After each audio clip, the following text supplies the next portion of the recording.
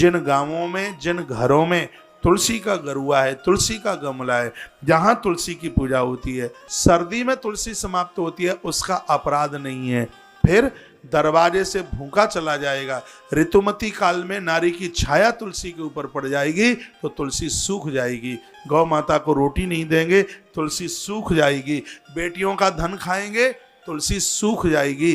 चंदे का पैसा खाएंगे, तुलसी सूख जाएगी।